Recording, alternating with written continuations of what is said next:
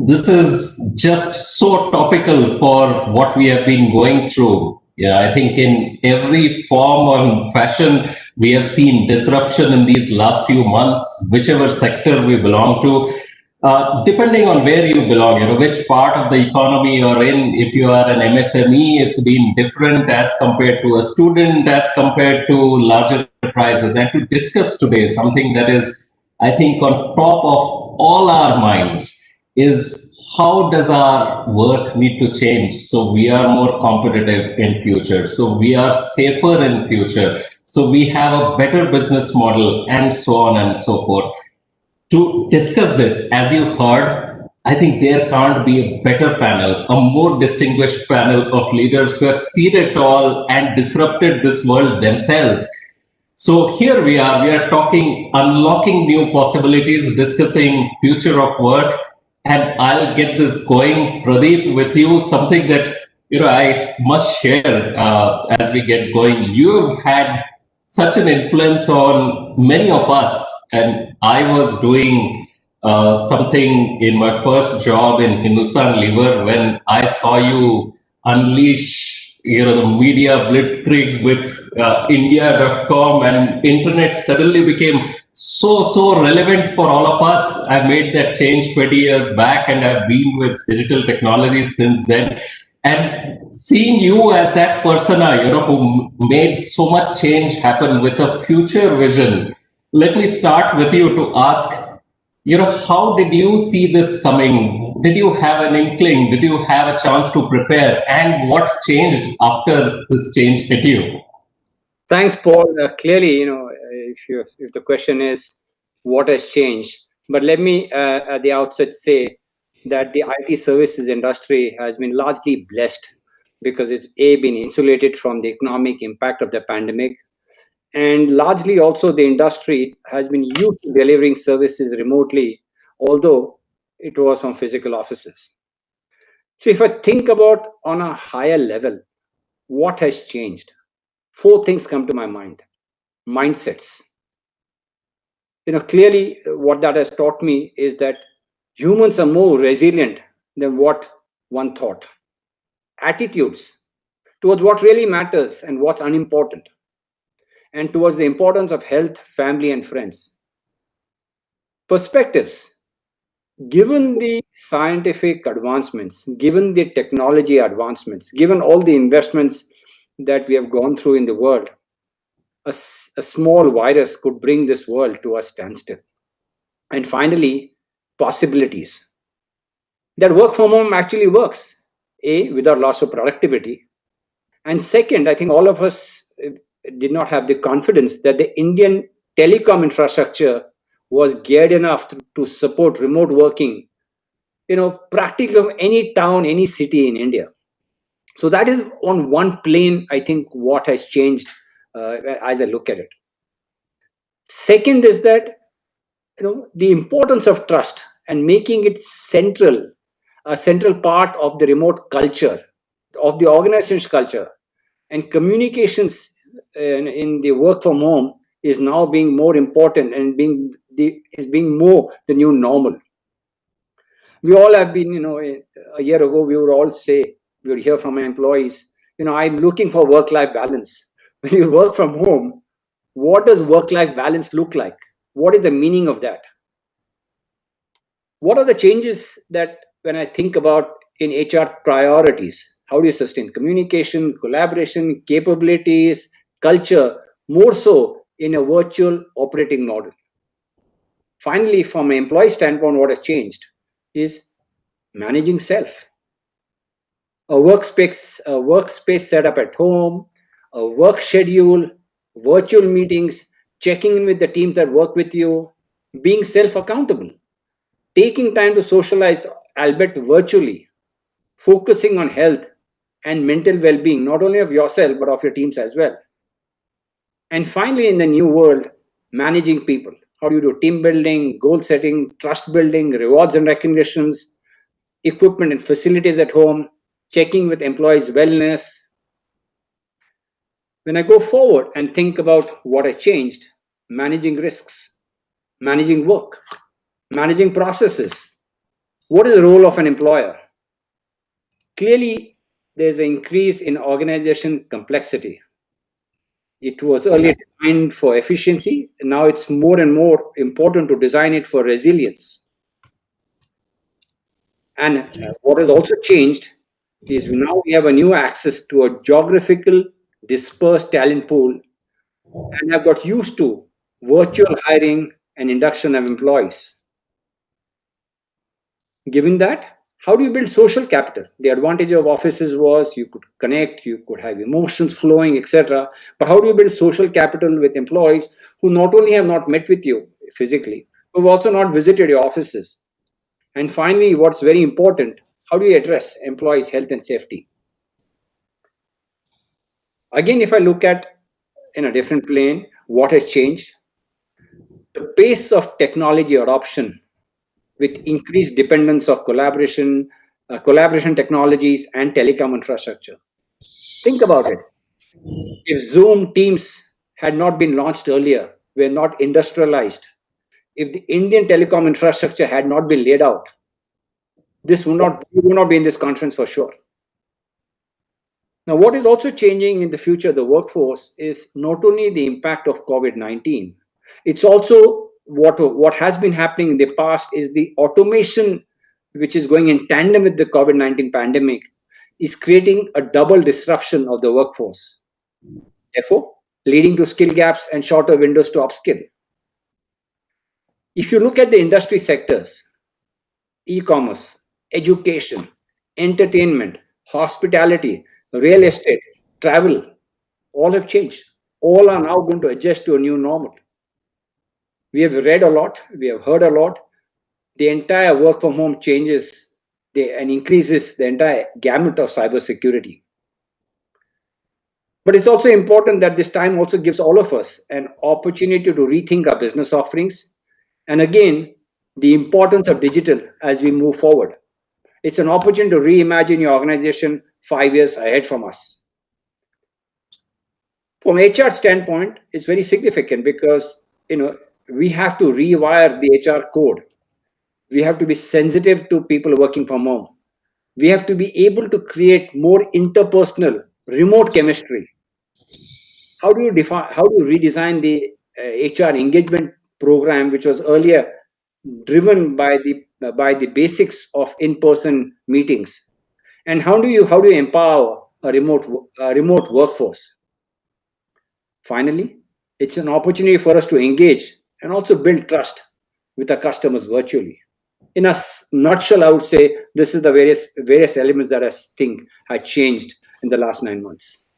Pradeep, that was so deep and so holistic, and just listening to you, I'm sure whoever is, trying to gauge the depth of what you said, you've covered essentially every aspect of business. I can't think of any aspect, right, leading up to, obviously risk has been on everyone's mind, but where does risk come from?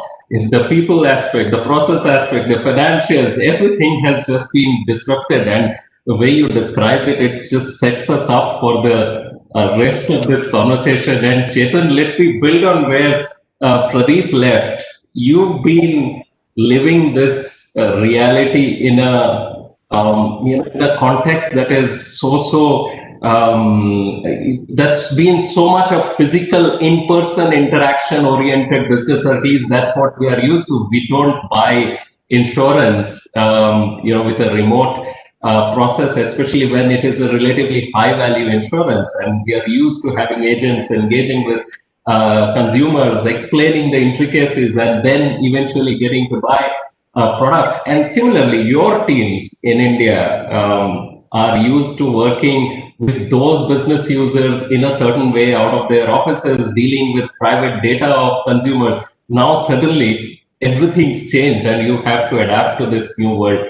What are you seeing as your learnings from this period of extreme change? Sure. Well, thank you for having me on this panel. It's a privilege to be with all of you. The world has changed. In fact, very often we hear of this as a black swan event, right?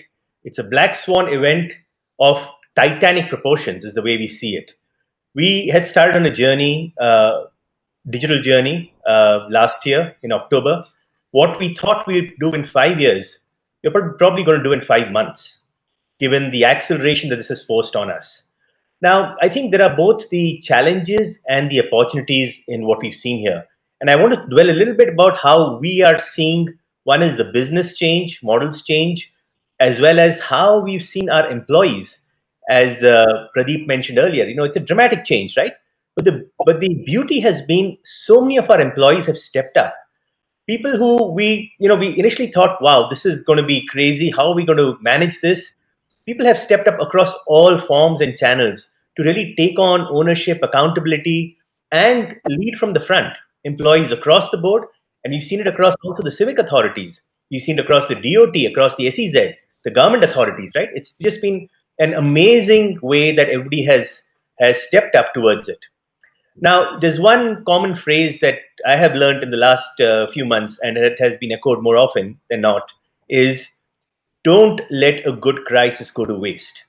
And this is exactly the situation we are in, and we are trying to maximize it. While definitely there will be some challenges, people will be outside their comfort zone. But as an organization, what we've done is we've stepped up to say, right, how can we maximize this? So to your point, Paul, as you mentioned, insurance is typically a very touchy feely business, right? You want to go and talk to someone, you want to meet someone, you want to understand how it works when you buy insurance. And then if God forbid, but if there's a claim, right, there's an incident on your vehicle or your house, it becomes even more complicated because you've got to show the car to a mechanic, to an adjuster, to do estimates, etc. And then that becomes really tough in these environments. So on both these fronts, we've done a phenomenal amount of change. Let me just walk you through a few things that we have done as an insurance company. One is in terms of access to customers, we have gone digital in a big way. So today, customers can buy insurance online. In fact, we have a portal like we have Policy Bazaar in India. We have a portal in the US called Answer Financial, where you can compare multiple policies, choose the one you want, and go in straight away and even buy it and close the deal, right?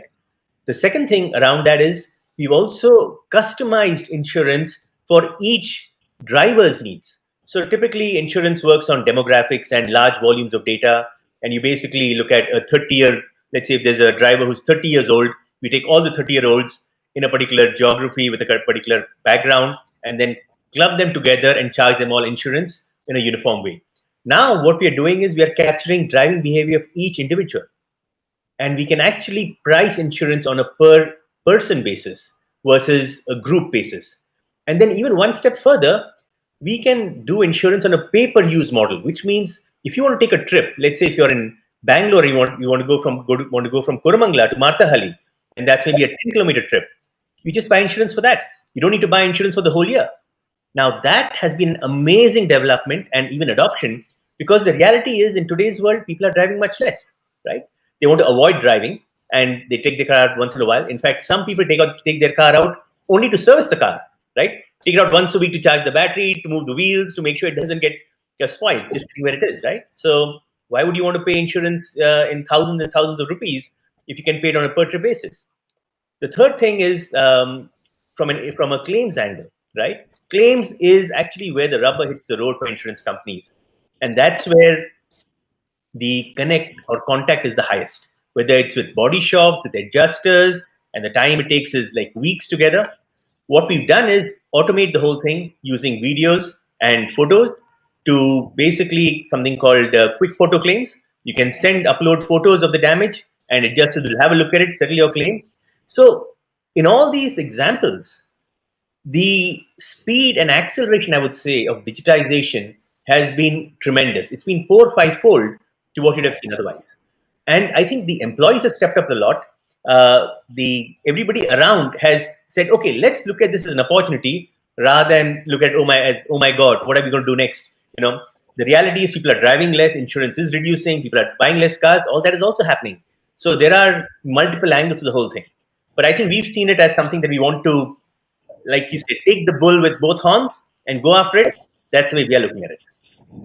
Wonderful, Chetan. And there's actually something very important that you called out, which often we miss in our narrative. So, as we went off home from our offices, I think one very important thing that happened was the official machinery, the way the collaboration happened in every respect, shipping our computers to getting our essential services up. So we needed employees to come to the offices, the passes to be done, e-passes everywhere is really well done. And I think that's really an amazing part of the learning, how both enterprise, the corporate sector, and the government machinery collaborated. I think the other three big points that I took away really from the learning was about digital access all at all times. Number two was really about the customization, personalization in the way that you have really managed to engage different things for different people. And there is also the third part, which is really closely interlinked. It's about the different business model. The per trip insurance is not something that we are commonly used to. Now suddenly different possibilities are open. Thank you very much, Chetan. Yeah, very cool. So let me actually take a future forward view now. So we have what changed. We have learnings between Pradeep and Chetan. If I may reach out to Tapas now to really bring out what you are seeing as opportunities, and I imagine that you have that wonderful HP logo behind you. That's a company, and you belong to the print R&D business. You've reinvented yourselves many times over in the last few years, and therefore I'm sure your unique perspective will be valuable for our audience. What are you seeing as the emerging opportunities in this space, Tapas? Thank you, Paul, for the privilege of me the opportunity. From a technology angle, I guess the biggest shift that we are seeing, the biggest trend we are seeing, is the merger of the cyber and the physical, right? And what we call as cyber physical systems. And whilst that is not necessarily COVID specific, COVID is just accelerating the trend towards those kind of systems. And the nature of work will also start, taking a more cyber physical context. So the implications will be in the physical space, the cyber space, and the human who's in the loop in these cyber physical systems. So I'll try touching on each of these aspects a little bit. So let's start with the physical space first. So surveys after surveys are showing that the future of work is hybrid. More and more people want to sort of spend at least 2/3 of their working days at home, and then the remaining at work. So quite clearly, what this will do is that it will lead to a gradual reduction of space footprint, and that will have basically that will show itself in different forms. So just a couple of examples, like you'll see commercial buildings, right, will now start getting repurposed more towards multi-tenant spaces and more integrated spaces, right? Space integrated with other amenities like groceries, departmental shopping, healthcare, so on and so forth. The other part is, large corporate houses who've got, huge real estate will start also looking into converting their real estate into more sort of subsidized housing facilities or more integrated townships. So quite clearly, we can see, these couple of big trends playing out in the real estate space, and that has, benefits of productivity and savings both for the employer and the employee. The other part that you'll see is a lot of infusion of technology into these buildings in some sense, and we already have, a lot of that available in our HP offices. For instance, spaces will become more contactless, right? More touchless. You'll have more sensors on doors, more touchless surfaces. In fact, even your printers will, start gravitating more towards touch-free printing. You'll have more voice-acted interfaces. Already, lifts are voice activated, right? So that's clearly something that we're already beginning to see. And the other interesting thing is that you'll also see a lot of technology getting into architectural materials and designs. For instance, at HP, we are using antimicrobial technology to sort of coat all our desk space, right, and our lab space, and specifically that got accelerated during COVID-19, and that gives us, some amount of surface protection, for extended periods of time. So that's on the physical space. Of course, on the technology space, is just the pace of change is just accelerating, and COVID-19 and work from home is just opening up a huge plethora of opportunities. And I'll just touch on a few that's sort of very relevant, to us as a company. So one clearly is connectivity. And digital connectivity is clearly, taking a very fast pace and outperforming physical connectivity. And the whole implication of that is that you'll get access to either to untapped pools of great innovation, new services, so on and so forth. So clearly, connectivity is a huge trend. The second, from our perspective, is we are in the business of workplace devices, home devices, hardware, software. So what we are seeing there is what we call a speak digital, right? I mean, basically an integration of 5 different technologies into devices, into hardware and software, and that's basically AI, machine learning, deep learning. Then the third part is cybersecurity. The fourth is augmented reality, and then virtual reality. And already, we've got products that are integrating these technologies and bringing them out into market, both for workplace productivity as well as home productivity. And some of these technologies will also play into things like business process automation that some of the previous panelists spoke about. On the automation, clearly there is COVID-19 has accelerated digital transformation. We are already seeing, a lot of robotic process automation, getting into our processes. In fact, not just the regular business processes, but also in the engineering processes that we use, within R&D. Virtual voice assistants are already, available in many banks today. Call centers are going to start using more and more of these, AI-based based platforms. The other part is collaborative experiences, right? I mean, technology is going to, start improving collaboration in these hybrid environments to a huge extent. And you can already see a lot of virtual meeting platforms, be it Zoom or Microsoft Teams, which we heavily use, are integrating AI-based technologies, to improve the collaborative experience. Some of them are also including, mental well-being technologies like Headspace is likely to get integrated into Microsoft Teams, going into the new year. And then there will be, of course, also this whole notion of gig economy, right? I mean, which Pradeep alluded to. And you will see a lot of technologies coming into that play as well. For instance, blockchain technology. It will be used quite heavily in the gig economy as a way of making global payments, because you'll have global workers working on global projects, not necessarily located in one place. So that's just basically a glimpse of on the cyber side.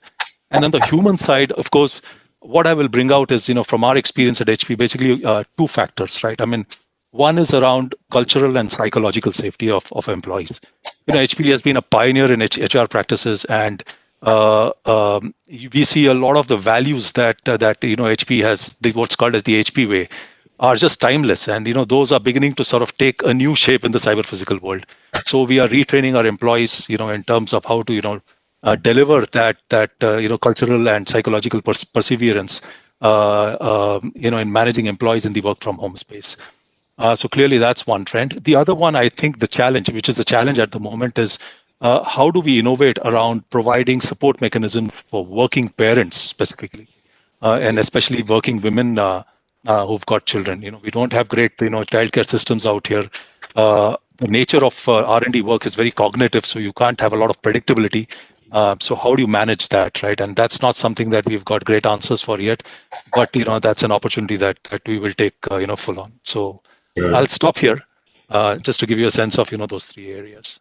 Thank you very much, Tapas. Again, like saying, there are just so many elements to think about, and what came out clearly from what you were saying was the aspect of voice and touchless from a technology point of view being very, very relevant for the future. And I'll use that as the segue to really lead to what I have respected personally enormously over the last, and it was, I think, very early as digital transformation started taking root. Platformation as a concept really was something that Shikhar yourself, you brought in from Sonata, and that really built upon some of these AI platforms, right? How do you really take that platform orientation to drive transformation? So what are you seeing as possibilities that are emerging, Shikhar?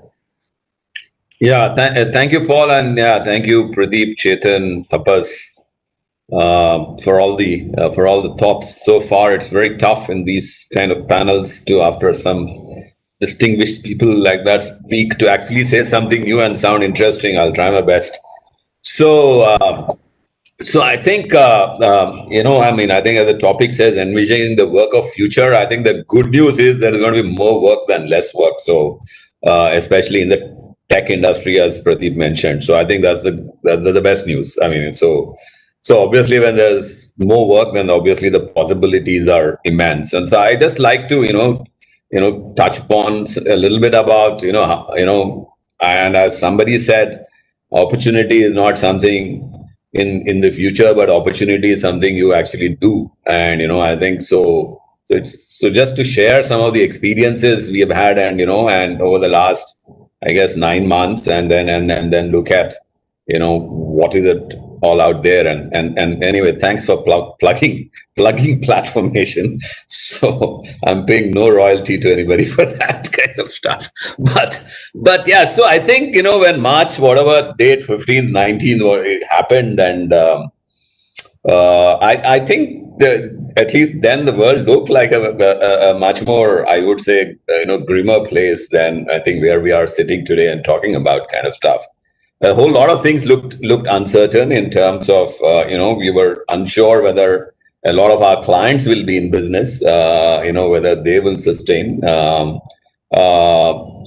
then there was a whole thing about being actually able to do work in a very different way of going and working from home, and then all the associated issues of keeping morale up, motivation up, collaboration up, coordination up, actually being able to do marketing, sales, pre-sale, all kinds of things, right? So 9 months, later, this and this, I'm sure true for everybody. I mean, I don't think we have done anything unusual or outstanding kind of stuff. But over these 9 months, I think we actually moved about 4,000 or 5,000 people worldwide, not just in India, to work from home in flat 2 days kind of stuff.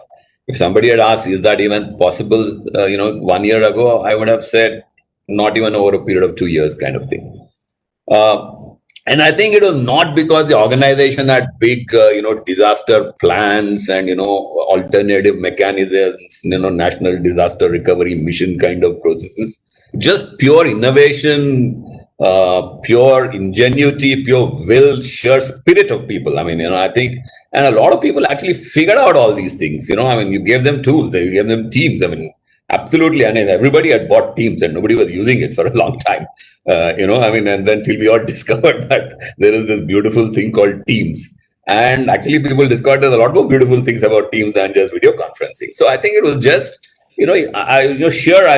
willpower, innovation. And I think the spirit of human endeavor, I think, is what stands out here. And I guess that's, I think, the opportunity to tap into it. And then, of course, what we had to do was then to look at, how do we, deal with this so-called crisis, from addressing a client's point of view to, ensuring that, managing cash to, ensuring there is enough cash with you to deal with the future, to actually then able to do your day-to-day work. And as I said,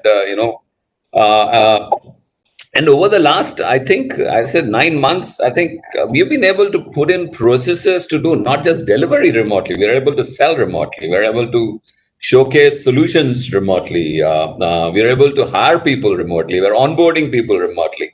I think, as I guess Satya Nadella said, I think 2 years of digital transformation took place in 2 months. And I think this was because we were all forced to do it. I don't think, we had any other option, but actually we knew that we could do all this. We have hired 300-400 people in the last 9 months, all remotely, and, are able to, engage with them, induct them, onboard them, shared with them, project processes, and whatever else. So many things have to be done before you actually get a new person onto a project kind of stuff. Actually being able to do it remotely to a brand new person.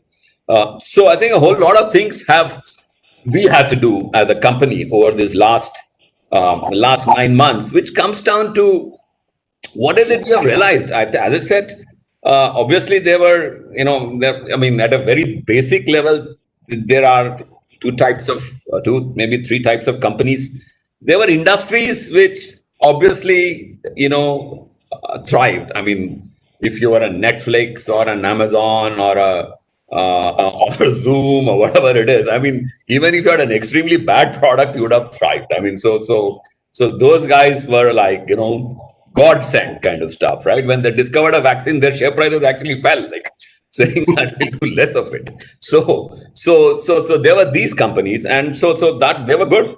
And there, of course, there are companies in the financial services, insurance, and a different kind of guys who had, I think, pretty good. I mean, then there were manufacturing, were making, essential, non-essential. Then there were, of course, travel, hospitality, non-essential, retail, who were just dead. I mean, absolutely like no business, zero business kind of stuff.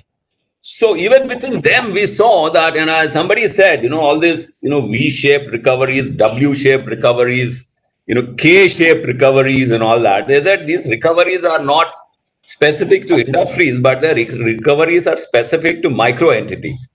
So what clearly came through in our whole thing was that those enterprises who had the foresight to, I don't want to call it, digitally transform themselves, but had a lot more digitization of their business processes, less contact based operations across the value chain, whether it's servicing customers, delivering products, and so on and so forth, have done extremely better than those people who didn't do it in the same industry. Forget about those industries. If you're making sanitizers, I mean, there was no problem for you. I mean, the people were lining up, face masks and ventilators and all that. But there were a lot of other guys who I think, so what this has shown up is obviously that there is a huge opportunity for automation, digitization, digital transformation, whatever you may want to call it. So there'll be a lot more of it than a lot less of it, based on sheer experience and economic success of organizations during this process. Secondly, I think people have now realized that remote works. Earlier, my client used to tell me, I want the guy physically to sit in my office in New York or wherever it is, Seattle.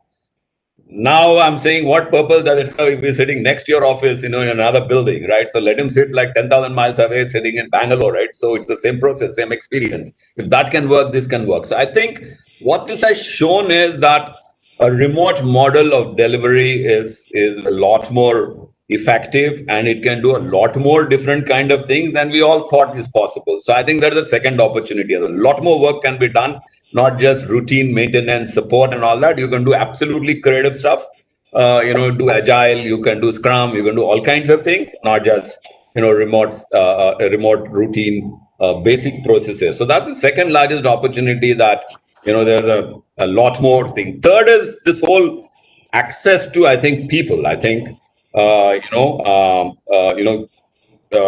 have now an option to hire people. If you're in India, you can hire them from anywhere. I think so. That's great. It's an opportunity for people that I don't have to leave my hometown, wherever it is, and go to these big cities and so on and so forth and work. There are options to hire less able people. There are options to hire, people, men who have, left, working forces and, are wanted to become mothers, but want to work for 4 hours a day. So a whole lot of new models of, I think, resourcing have come into play. So, I mean, net, I mean, as I said, first is the big opportunity is more of everything. Second opportunity is an opportunity to create absolutely brand new business models, delivery models, commercial models, resourcing models, whatever other kind of models. And third is obviously, I mean, finally, it's opportunities for those who want to take it. So I guess everybody has to then figure out how they want to tool themselves, organize themselves and go after whatever they want kind of stuff. So I guess I'll stop here and, and hand it over to, back to you, Paul. Yeah. Thank you very much. The one thing that I, heard you refer to in a very powerful way is the fact that the business process has to, it's not just about the technology. It is really about rethinking the business process, right? That I am taking as a huge opportunity, and given all that we have been doing over the years to really be better prepared to address that point, I think that is something that is really impactful. I'll just take a turn at this point in the conversation. It's been all about hope. It's been that we have really overcome challenges. Let me go to Sumed. Sumed, you run Unisys in India, and your team deals with all kinds of assistance to organizations in the moment, so they're really getting everybody more productive every day, and you take care of security as well. What are the watchouts that you have for us? Sure. Thanks, Paul, and it's a pleasure to be here. So, from a watchouts standpoint, I think as the other co-panelists mentioned, we have done a lot. But there are still some watchouts that we just need to be aware of. I'm very hopeful that we will get through this as well. But I have sort of bucketed the watchouts in three different buckets. Again, it's a standard: people, process, technology. Now, my biggest watch out from a people standpoint would be, how do you continue to maintain and sustain the culture of your organization? I think that's probably going to be the biggest challenge as we move forward towards a remote working environment or a hybrid working environment. How do you sustain the culture of the organization? Human beings are social animals. We come to the office not only to work, but also to socialize. We refer our friends to come and work with us. Sort of, we create a social fabric in the organization, which defines the culture of the organizations. All of us as leaders within the organizations, we strive to create a better working place for our organization, for our employees. We compete with each other to attract the right talent. Physically, we do a lot of things in the organization. So, how do you continue to maintain and sustain that? The other issues from a people standpoint that may crop up will be the employee fatigue, complacency. Once that sets in, today there are very limited distractions. What happens once we all are vaccinated? The cinemas open, the malls open, the relatives are coming in. What happens then? What happens to all those distractions when the employees are working from home?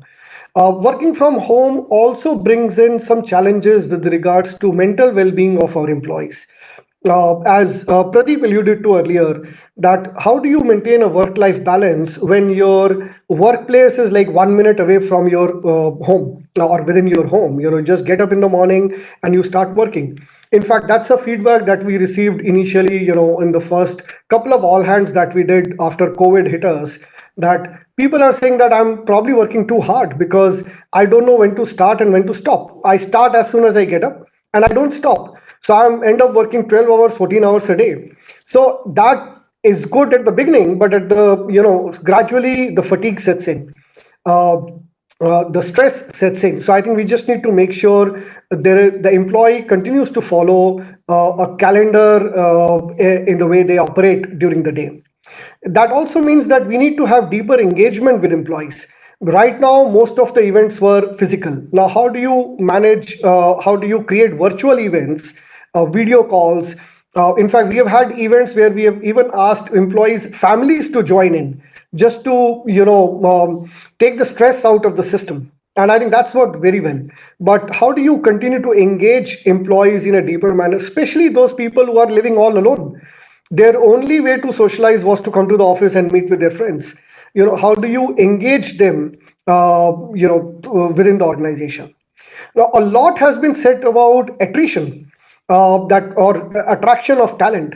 So I do agree that it is easier to attract talent from anywhere, but then it is also easier to lose talent across to everywhere, because right now you are competing with organizations which are in a physical proximity to you, but now you can attract talent from anywhere, but you can lose talent to anywhere. So I think that's something that we need to watch out for. The other things are employee productivity. How do you continue to manage and measure employee productivity, both in a remote operation as well as in a hybrid model, where you expect people to come to the office for a couple of days a week and work from home for 3 days? How do you ensure that the productivity is measured and sustained? I think those were some watchouts from a people standpoint. Let me just focus on a little bit on the process standpoint. From a process standpoint, I think we have most of our processes are around being in a physical workspace. For example, customer focus, customer engagement, customer related. There is a customer crisis, and we create a war room. There are command centers in our organizations which deal with high severity issues where people from various teams sit together and they fix issues. How do you replicate that in a remote environment effectively? It is being done, but we just need to continue to sustain it. Innovation, Tapas spoke about R&D. A lot of R&D meetings happen in person because you need to whiteboard, there is brainstorming, there are all sorts of ideas coming into the room. How do you do that in a remote environment? I think that's something that we need to think through. And from a process standpoint, I think our approach towards crisis management and business continuity might change. For us, for example, our business continuity for a service desk was if Bangalore goes down, you move work to Hyderabad, or if India goes down, you move to Philippines or US. But what happens if the entire world goes down? How do you still manage your business? So I think some of those definitions of business continuity and what do you do in a crisis may change. We never thought that we will be hit with something like this. So I think our approach towards those will change. Last but not least is technology. You spoke about cyber security.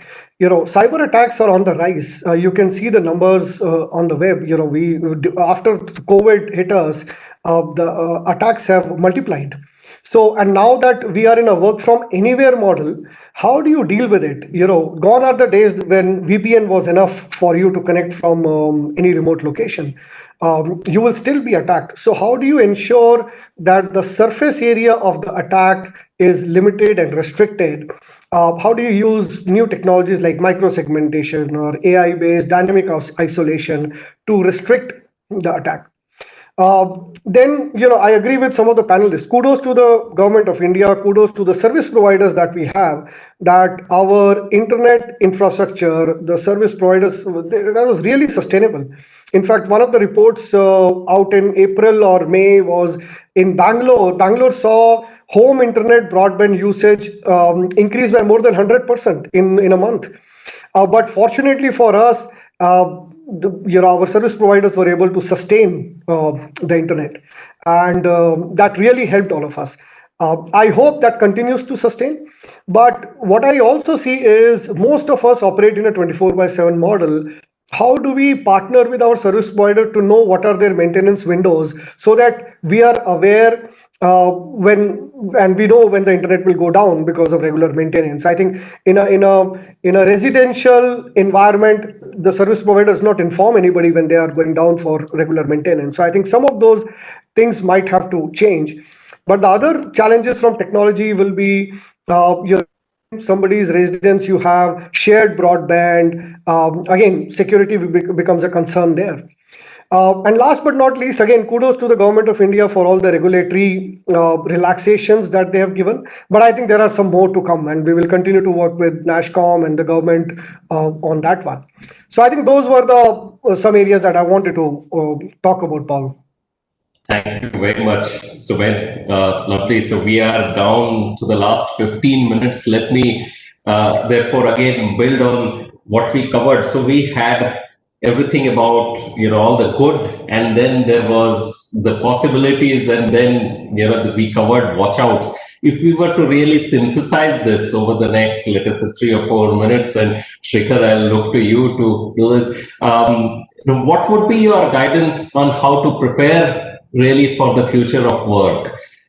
We'll then round it up. I'll come round to all of you, asking you for your quick comments. It'll be really rapid fire. So please do be prepared with your thoughts on how do we really round it up. But before we get going, Srikhar, your comments on how do we really synthesize these thoughts together?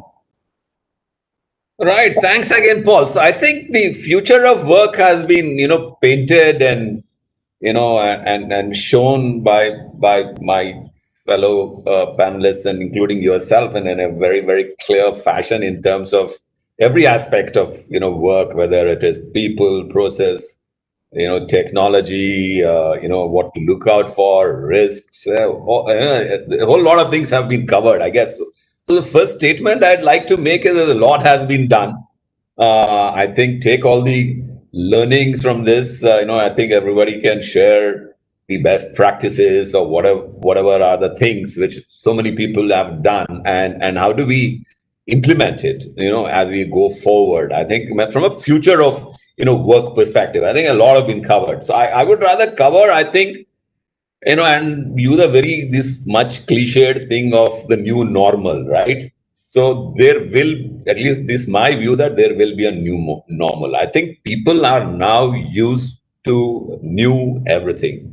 Consumers are used to new ways of engaging with companies, products, services, deliveries, and so on and so forth. Employees are used to new ways of engaging with organizations. So given this, I think there is, if anybody is expecting we'll go back to where we were, I think we will have a lot of shocks coming to all of us. So that's the first thing I'd like to say, that there is a lot of change which has taken place, not just in the way we work, but in the way I think the world of, at least for us, the world of business, government, whatever is going to operate. People's expectations have changed. Business models have changed, whether we like it or not. So what does it mean for, if it are tech companies like us? Obviously, I think we need to understand it and prepare ourselves far better in terms of understanding what do our customers need as we go forward. And if you say, I'll deliver the same thing which I was delivering 12 months ago in the same way, and so on and so forth, then I think we may have a shock coming to us. So I think people need to understand that there's a change, and I know there's a lot of, I think a lot of it has been done, retool ourselves, differentiate ourselves, find out what is that we do better, and so on and so forth. If it is people, I think the need is changing in terms of what kind of people we need. I mean, we internally are talking about, whole stick engineers, full stack engineers, people who do a whole lot of things rather than just front end, back end, and all that kind of stuff. So the big demand which will be there on what do we expect from people. And if you're on the enterprise side, who's running businesses, I think it's very clear that people need to change themselves, and understand. And especially, I think it's very clear that those people have embraced technology, and technology in a very big way are going to do better. So I guess the future for me is I think definitely not going to be the past, and the future will be very, very different. But obviously, it's a lot of opportunity. But I think each and everybody has to figure out their own models for success. So life as usual may not take us too far. Important one that you let loose, because that really businesses change. So don't imagine that you're living in the past anymore. So all that we have used as rules in the past have to be rethought, reconsidered. Tapas, any leave behind comments from you? Yeah, so I would just say that I think going forward, the two behavioral characteristics that will really play out in terms of differentiation would be agility and resilience. And I remember back, I learned this from the legendary Mr. F.C. Kohli, right, the doyen of the Indian IT industry, that what will deliver those behavioral capabilities is really the ability, the two things, learning how to think and learning how to learn, right? And whoever cracks that paradigm basically will, transform from era to era, regardless of, these events, whether they are, incremental events or, black swan events, right? So I would leave the audience with those two things: learning how to think, learning how to learn. Super, very powerful. Actually, learning how to think, learning how to learn.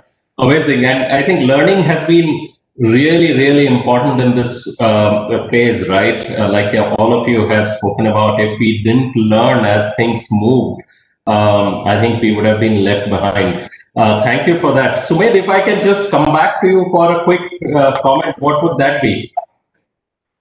Yeah, I think, and thanks for that. I refer to the earlier comment made by Chetan that don't waste a crisis. I'm an optimist. I think there will be a new normal, as Srikar also mentioned earlier. I'm really hopeful that we use this opportunity to decongest some of our metros where we have all the IT hubs. And use this opportunity to do that. That's my only takeaway. I think rest is covered by everybody, but I really hope we are able to decongest some of our metros. Great, thank you. That was a very useful addition. Thanks for covering that. Chetan, what is your thinking? So you have seen the entire discussion pan out. So we are in the last few minutes. What is going on in your mind? Well, I think the people element is where the changes are probably the maximum. While there will be business model changes, business process changes, and it'll all be customer centric. But I think the people side, whether it's customers, whether it's employees, whether it's our families, right? We're all going through change and change in many ways. But what I think this pandemic has brought out is a lot of empathy and a lot of concern for our fellow humans. I think it's been shown many ways, whether we look at the COVID warriors who've come out and done many things, whether we see our own employees who've stepped up and they've helped others, whether it's with food packets or shelters or things like that. So I think, to me, one of the takeaways is going to be there's a lot of compassion with accountability and looking at human centric solutions.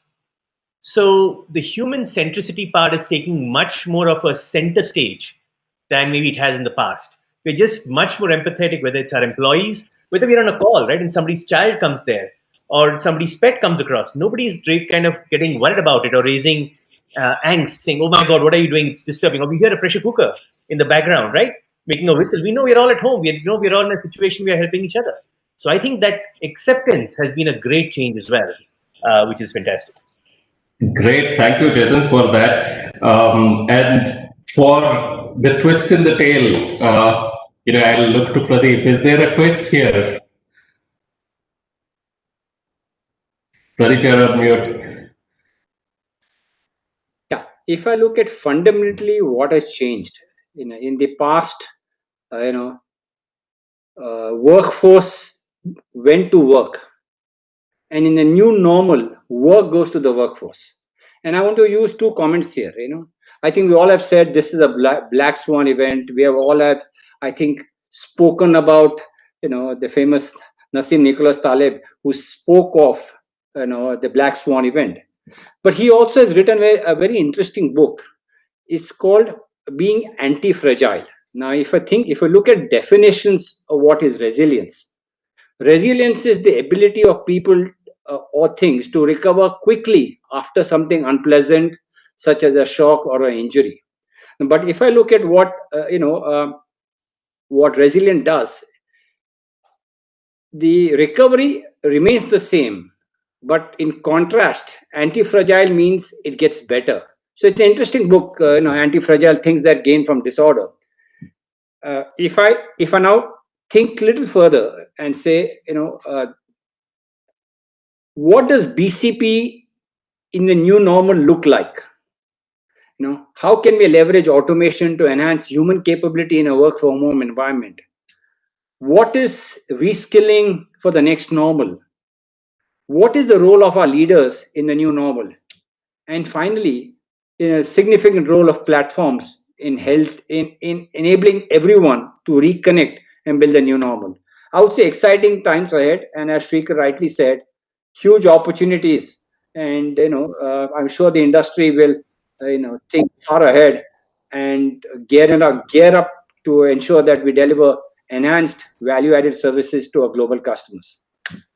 Very powerful. Again, Pradeep, thank you so much for that anti-fragile comment. And we have been discussing resilience in every forum over these months. I think anti-fragile really captures a slightly different element to that, right? There is that aspect of growing stronger in the midst of these challenges. Really, really a great comment. So the way I see it is that we are really seeing hope through all your comments. There's been just so much that we have done as humanity to get on top of the challenges. There is hope in the form of opportunities that we have created for ourselves. And as you talk through all of this, each of you I think, brought about the human element. Each of you brought about the aspect that there are families involved. There are even the workforce directly. They've been affected so very deeply in these crises. So many with direct health crisis themselves, financial crisis themselves, and every form of restriction has created mental challenges for our workforce.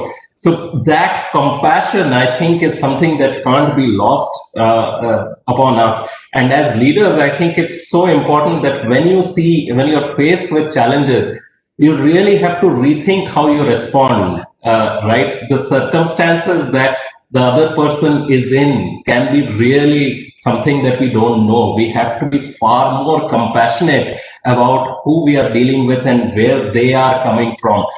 All of these, I think, come together with that element of mindfulness, really, that you spoke about. I think, Suved, I gave you that question about what we need to watch out for. So between all of these, I think these three elements, the hope, compassion, and mindfulness, we have, wow, what a set of thoughts. The way I see it, the way my mind works, anti-fragile is a new one. We really need renewal in how we are going through these days, and the days are endless, like you spoke about. I think this conversation has been such a renewal for me, and I'm sure it's been for everyone else who's listened in. Thank you very much. What could have been better for this conversation with the stature of this leadership on this panel? Our audience could have expected no less. It's been wonderful speaking with you. Thank you so much, each one of you, for all your comments, your thoughts, your forward-looking ideas. Really appreciate this opportunity to be with you on this panel. Thank you very much. Take care.